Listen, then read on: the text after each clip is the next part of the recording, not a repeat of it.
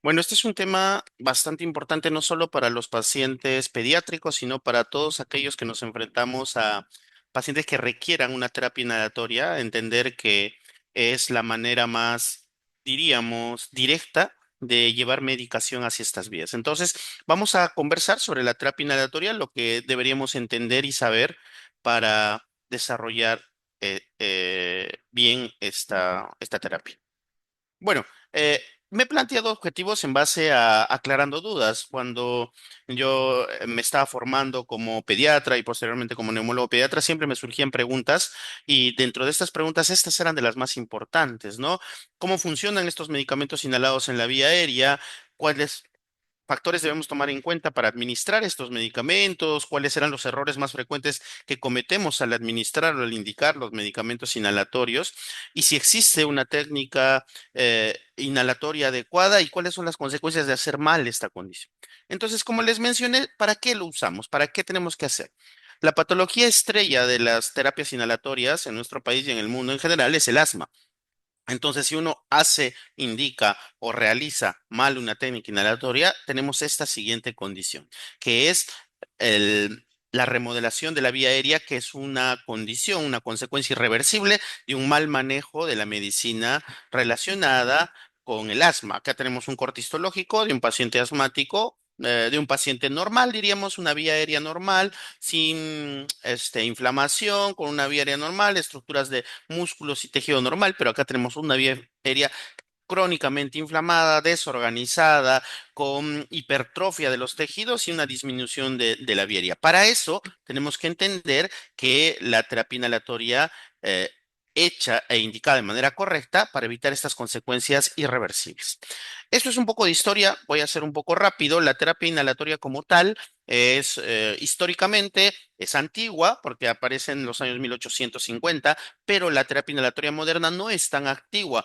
Se proponen a partir de los años 60 del siglo pasado los medicamentos como los conocemos. Los primeros eran para tratar las patologías de esa época. Estos eran inhaladores o nebulizadores de combustión para tratar tuberculosis. Posteriormente, algunos nebulizadores plásticos con adrenalina para tratar los casos severos de crisis asmáticas. Y ya para los años 60 se crean los primeros inhaladores conocidos, los más frecuentes, que son los inhaladores a dosis media presurizados, que tenían, digamos, una boquilla larga para disminuir su velocidad y posteriormente se fueron mejorando la calidad, la estructura y todo, y empezaron a salir en los años 80 los conocidos inhaladores a dosis media presurizados con propelentes de hidrofluoroarcano, que eran amables para el ambiente, disminuían el tamaño de las moléculas y evitaban este efecto llamado creón frío que se daba al aplicar un inhalador, generar un impacto en la orofaringe, estimular la tos hasta estimular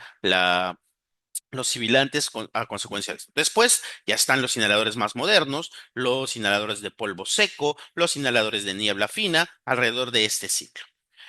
Y paralelamente a esto, se trató de identificar cómo sería la mejor manera de entregar inhaladores a dosis media. Entonces, vieron que en los años 80, por ejemplo, cuando se hacía un inhalador de dosis media sin aerocámara, el depósito orofaríngeo era muy importante, cerca del 80%, y el depósito en vía aérea donde quisiéramos que llegue no era mayor al 10%. ¿Y qué pasaba con los pacientes que estaban enfermos? Era mucho peor. Se depositaba más del 90% en orofaringe, en tráquea, en vía aérea proximal y menos del 6-7% en vía inferior. ¿Cómo se trató de mejorar eso? Pues cuando se agregaron las aerocámaras. Entonces ahí disminuyeron el depósito orofaringio en menos del 20-30% y aumentaron el depósito pulmonar en un 15-20%.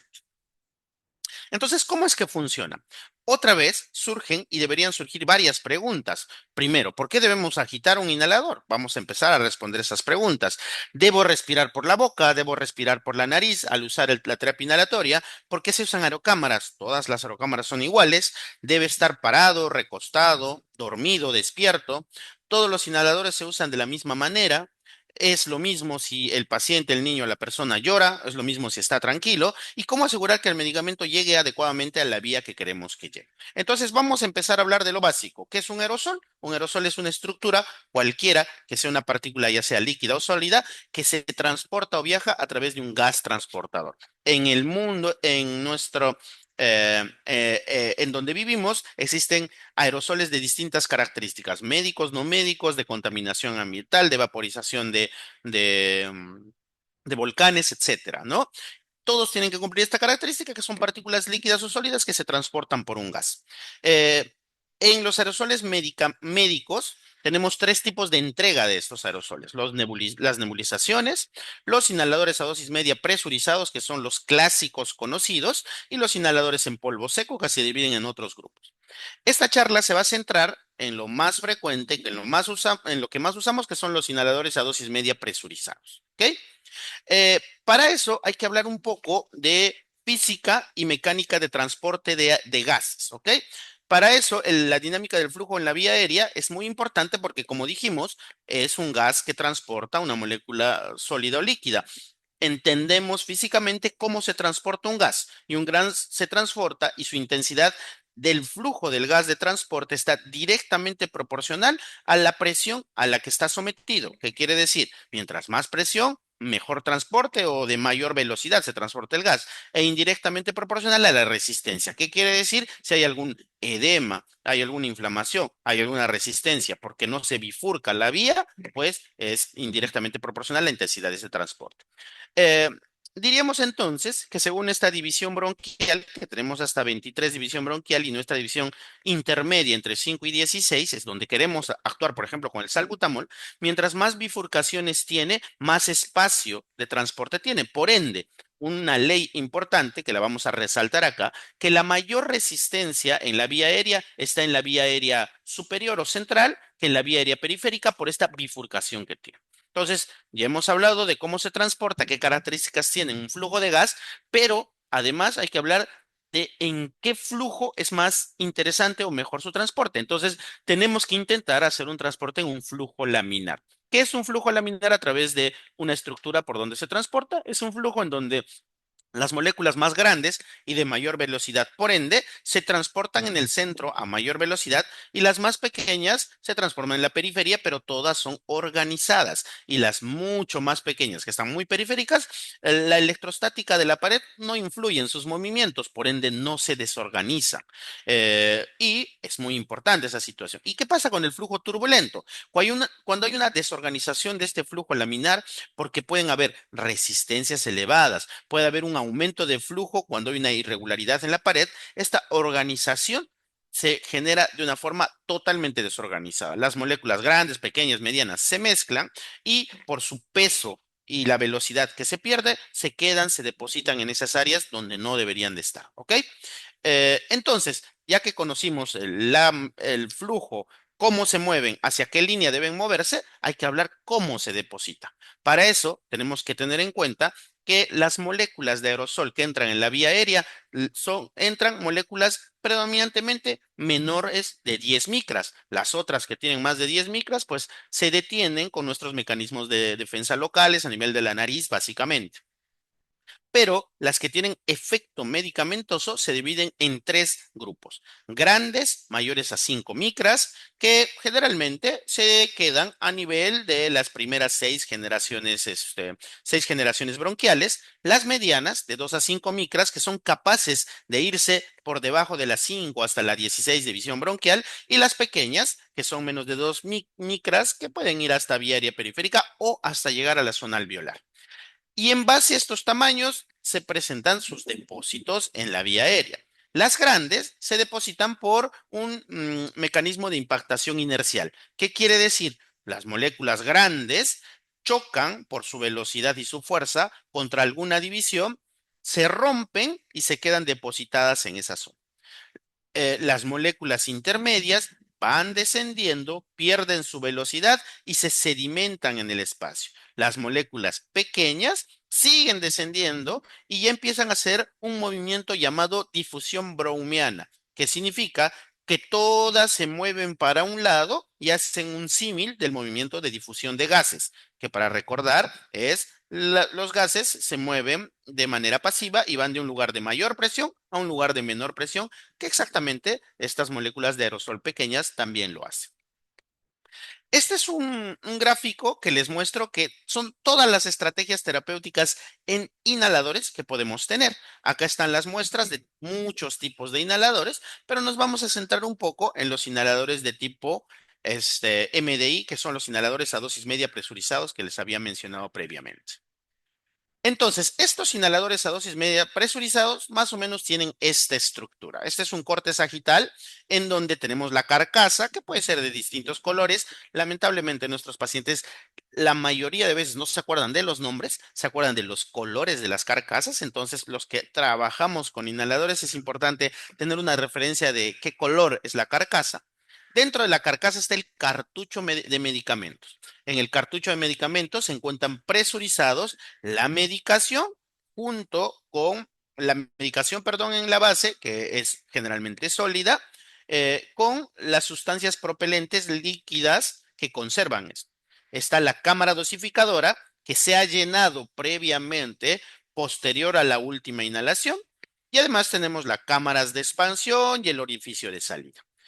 Cuando hacemos la aplicación o el famoso llamado PUP, agarramos de sustancia líquida de la cámara de dosificación con la cámara de expansión y esto se transporta en aerosol, como podemos ver aquí. Entonces, ¿qué debemos tomar en cuenta? Sobre todo en pediatría, varios factores. Hay que tener factores que influyen en la estabilidad del aerosol y por ende en el depósito en la vía aérea. Y se dividen en cuatro grandes grupos. De naturaleza propia física de la partícula, de naturaleza del aerosol, propias del paciente y propias de los equipos. Dentro de las naturalezas físicas, como ya hemos descrito bastante previamente, el tamaño, la masa, la tonicidad, la carga eléctrica y la higroscopicidad, que es una capacidad de hidratarse o deshidratarse de una molécula. En cuestión del aerosol, que hay que tener en cuenta el tamaño del aerosol, la gravedad de la partícula, porque recuerden las leyes físicas que hablamos, mientras más presión, más velocidad, pero mientras más resistencia, menos velocidad, la inercia propia del aerosol, la temperatura y la humedad del gas, sobre todo relacionadas con moléculas que se van a nebulizar, más que con los inhaladores a dosis media presurizados. Propias del paciente, lógicamente, y esto sobre todo en pediatría, la edad es muy importante, la forma de respirar, la anatomía de la vía aérea y la mecánica respiratoria del paciente. No es lo mismo un paciente postrado, sedado, que un paciente tranquilo, etcétera. Y obviamente los equipos, como ya hemos hablado, los que generan nebulizadores, dosis media presurizados, polvo seco, niebla fina, el tipo de medicamento, las interfaces, etcétera. Este es un gráfico que espero les llame la atención porque es importante que les llame la atención. Y para nosotros los neumólogos pediatras, vuelvo a recalcar, cuando usamos medicamentos a dosis media presurizados es importante porque nos muestra por qué debemos tomar ciertas acciones. Vamos a ver esta barra de acá en donde la parte azul es la medicación que llega al lugar que queremos que llegue. La parte roja es la zona de la orofaringe. La parte verde es el dispositivo y lo que se exhala. Cuando usamos un inhalador a dosis media presurizado sin ninguna aerocámara, directo a la boca, el depósito a nivel pulmonar o en vía aérea es menos del 10% y cerca del 80% se queda en la orofaringe con un alto riesgo de que se absorba, se digiera, se absorba y que genere efectos adversos. Disculpe. Si utilizamos un espaciador común, que es el que mayormente se utiliza, casi duplicamos el depósito pulmonar, llegamos a un 15-20%, pero lo más importante es disminuimos a un 10 a 15% el depósito orofaringio y casi la gran mayoría se queda en el dispositivo y alguna porción se exhala. Pero si a esto además le agregamos una aerocámara con tratamiento antielectrostático, subimos al 20%, disminuimos de manera casi nula el depósito orofaringio y casi toda la medicación se queda en el dispositivo. Más aún, si le agregamos a estos válvulas, a este tratamiento antielectrostático, les agregamos válvulas, mejoramos hasta un 40% el depósito, ¿no? Bueno, esto es en nebulización y polvo seco, que las cosas cambian un poco también. Entonces, ya que hemos introducido el término de espaciador aerocámara, que para los pacientes pediátricos y en general para la terapia inhalatoria es indispensable, tenemos que hablar de las diferencias entre ambas cosas. Los espaciadores, pues, son los clásicos conocidos que casi todos usamos en nuestra práctica, que son básicamente estructuras que separan la boquilla del inhalador a dosis media presurizado de la boca del paciente. Los volúmenes pueden ser fluctuantes de 100, 200, 300 cc y la distancia entre la boca también fluctúa en tamaño. Las verdaderas aerocámaras pueden ser estructuras que tienen volúmenes distintos, desde 100 hasta 800. Tienen válvulas en las boquillas que sean uni o bidireccionales. Disminuyen la carga electrostática porque mantienen las micropartículas suspendidas. Muchas de ellas tienen tratamiento antielectrostático. ¿Y cuáles son las ventajas evidentes de usar espaciadores o aerocámaras? Lógicamente, se emplean cuando hay un problema de coordinación entre la pulsación y la inspiración, sobre todo si son medicamentos a dosis media presurizados. Aumentan el depósito pulmonar, como lo hemos visto, en un 20% aproximado. No necesitas una respiración muy profunda, muy intensa. La respiración a bajo flujo también te ayuda. Las partículas de mayor tamaño por movimiento de sedimentación se quedan en la cámara. Como vimos, el 80% se quedan en la estructura de la cámara y el depósito orofaríngeo es mucho menor. Y se pueden adaptar boquillas, se pueden adaptar mascarillas según sea la necesidad del paciente. Los inconvenientes podría ser pues que el tamaño. Para algunos familiares el tamaño es incómodo, no lo pueden trasladar. No todas son universales, lógicamente. Existen incompatibilidades según la estructura de cada inhalador, según la estructura de cada aerocámara. Necesitan una limpieza relativamente frecuente, cada semana, cada 2 semanas. Eh, el efecto electrostático también puede ser alguna cuestión que puede generar alguna dificultad y no todas, evidentemente, están financiadas por los seguros de los pacientes. Estos son algunos ejemplos.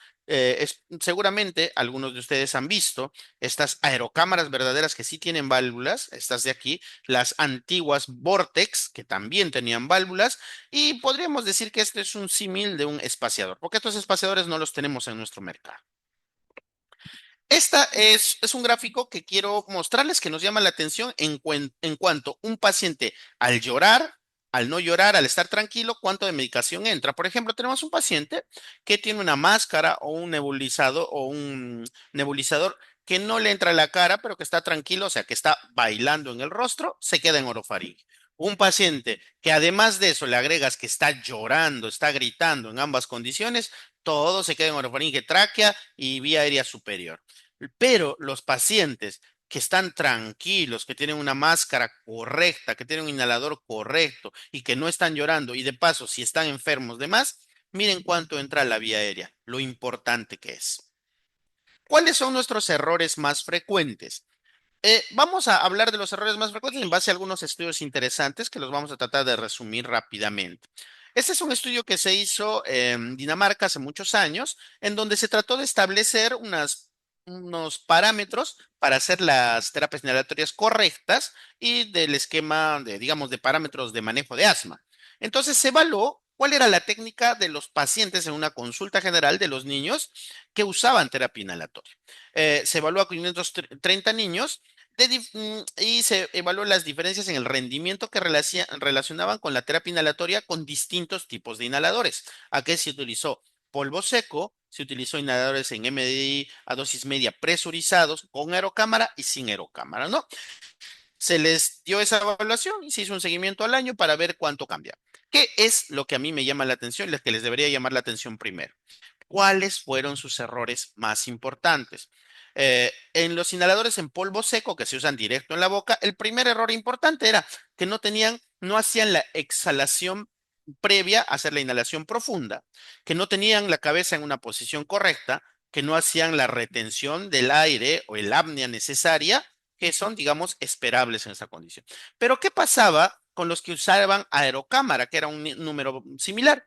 Básicamente el error estaba en relación entre el ingreso y la adaptación de la aerocámara al inhalador, pero un error menor. Por lo demás, los errores eran menores. Pero si utilizábamos los inhaladores a dosis media presurizados sin aerocámara, los errores se repetían en los mismos pasos y eran hasta más intensos.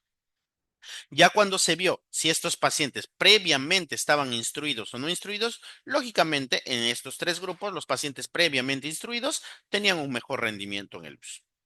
Esto es para nosotros como un estudio de reflexión para el personal de salud. Se hizo en España también hace muchos años, evaluando cuánto conocíamos de la terapia inhalatoria, los médicos, los pacientes y las enfermeras. No tomen mucha atención en estos pasos porque son pasos antiguos antes de los años 2000 que ya no se adaptan, ya no se dan porque se prefiere los MDI utilizar con espaciadores. Pero bueno, lo que se hizo acá es tener una estandarización de uso de medicación inhalatoria, se puso un puntaje según importancia y se dio un puntaje de 100%.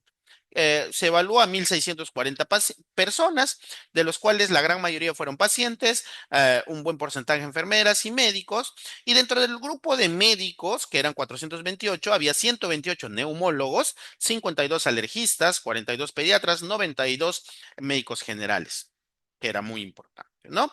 ¿Qué se vio? Se vio algo lógico, que los pacientes eran los que cometían más errores porcentuales en casi todas las fases, que las enfermeras cometían menos errores que los pacientes, pero más errores que los médicos, y que los médicos igual cometían errores, no es que no los cometían, porque miren cuánto de porcentaje del 100%, los pacientes solo 63%, las enfermeras 76% y por ahí los médicos 75%, pero en puntos trascendentales eran mejores. Bueno, básicamente el error más importante era la coordinación entre la inspiración y el disparo y el apnea que necesitabas para el depósito de la medicación. Y bueno, y volver a usar agitando la medicación. Pero cuando se evaluó específicamente entre los pacientes, las enfermeras y los médicos en relación a los que habían llegado a los 100 puntos y los que no, la relación de los pacientes era media alta, pero las enfermeras seguía siendo un poco baja, menos baja que los médicos. Pero cuando comparábamos los médicos, vemos que quien mejor rendimiento tenían, es bastante lógico, esperemos que lo sea así, son los neumólogos, los que después otro mejor rendimiento o mejor, digamos, llegaban al 87% eran los alergistas y los pediatras, porque yo también soy pediatra y neumólogo pediatra, llegábamos como que al 72% junto con los médicos generales. O sea, que además de eso, los propios médicos no tenemos el conocimiento al 100% de la manera correcta de usar el inhalador, ¿no? O la dosis media o la dosis de medicación inhalar. Vamos a evaluar el tema ahora de los inhaladores relacionados propiamente con el movimiento. Les dije que es necesario mover por este motivo. Si tenemos un canister transparente, vemos que la solución que es sólida, si la dejamos sin movimiento, se empieza a sedimentar y después de 4 horas se sedimenta un montón. Entonces, ¿qué tenemos que hacer? Mire, esto es un esquema rápido en donde hicimos la agitación. Distribuimos de manera correcta el medicamento con la agitación previa ya en el depósito, ya está la medicación, hacemos todo, sale la medicación, se cierra, se abren las válvulas, se vuelve a llenar, todo homogéneo. Pero ¿qué pasa si después de una inhalación no agitamos por 20 segundos, se empieza a sedimentar, no seguimos agitando, se sale la medicación, lo dejamos así y miren cómo la medicación se sedimenta y ya no se mezcla de manera correcta? La técnica correcta entonces, ¿cuál es? Vamos a pensar en que primero en los niños hay que dividir en grupos. Menores de 4 años, de 4 a 6 años y mayores de 6 años. Menores de 4 años, siempre MDIs con mascarilla, perdón, con espaciadores con mascarilla. La cámara espaciadora puede contar con válvulas, no pasa nada. Un dispositivo alternativo puede ser la nebulización. En los de 4 a 6 años, sí, también MDI, inhaladora de dosis media presurizada, pero con cámaras espaciadoras con pieza bucal. Alternativo, con cámaras espaciadoras con máscara o nebulización. En los mayores de 6, de preferencia polvo seco, o puede ser lo mismo, alternativo, inhaladores a dosis media presurizada con máscaras espaciadoras. Este es un algoritmo sencillo, rápido que podríamos tener, preguntándonos, ¿el paciente tiene la capacidad de inhalar de forma voluntaria? Si es no, dosis media presurizada, los conocidos con cámara, nebulización o por ahí niebla fina con aerocámara. No tomen atención a este medicamento en realidad porque no es tan distribuido en nuestro medio. Si tienen esta capacidad de inhalar de forma voluntaria, hay que preguntar, ¿su inhalación es enérgica? Si es enérgica, dosis media presurizada con aerocámara con boquilla, polvo seco, niebla fina, etcétera. Si no es enérgica, dosis media presurizada con máscara, polvo seco también. Si tienen la capacidad de coordinación, los mantenemos acá. Y si no tienen la capacidad de coordinación, pues hasta nebulización podemos llegar a hacer. Esta es una recomendación de mi parte como característica final de cómo podemos hacer en lactantes y preescolares. Primero, siempre con aerocámara y máscara. No posición recostada. Retirar la tapa y agitar. Y explicamos por qué. Sello correcto de la máscara aerocámara. Explicamos por qué. Aplicar un disparo cuando la aerocámara se encuentre horizontal y el inhalador vertical. Mantener la posición de la máscara por 5 respiraciones o 10 segundos como mínimo. Y si es una aerocámara con válvulas, ver si la válvula se mueve y repetir el paso mientras vamos agitando el inhalador mínimamente en un intervalo de 30 segundos entre inhalación y inhalación. ¿Y qué pasa en los escolares y los adolescentes? Siempre con aerocámara, idealmente con boquilla, sentado en posición erguida, retirar la cámara y agitar de forma vertical, realizar una expiración forzada primero para llegar a volumen residual, es una expiración forzada fuerte, situar la boquilla en la boca del paciente, aplicar un disparo con la aerocámara con las características mencionadas y solicitar inmediatamente al paciente que haga una inspiración profunda hasta llegar a capacidad vital, que trate de retener la inhalación por unos 5 segundos para favorecer el depósito de sedimentación. Posteriormente, una exhalación lenta para eliminar los residuos y repetir los pasos 30 segundos después mientras se va agitando el inhalador. ¿Qué aprendimos hoy? Espero que haya sido así. Hay que conocer bien la dinámica de los medicamentos inhalados porque así nos permite entender su funcionamiento. Es importante saber elegir el tipo de inhalador según lo que necesite nuestro paciente. Existen, como vimos, muchos tipos de espaciadores, válvulas sin válvulas, etcétera. Las con válvulas nos puede asegurar un mejor depósito de medicamento, claro que sí, pero cualquier espaciador es mejor que ninguno. Y no existe una sola técnica, existen tipos de pacientes para tipos de técnicas. Bien, esto es el algoritmo final que podríamos tener como revisar. Revisar la R de repetir, siempre repetir todo el tiempo cómo se hace la técnica a los pacientes. Posterior a eso, valorar la experiencia previa, cómo se ha sentido el paciente con eso.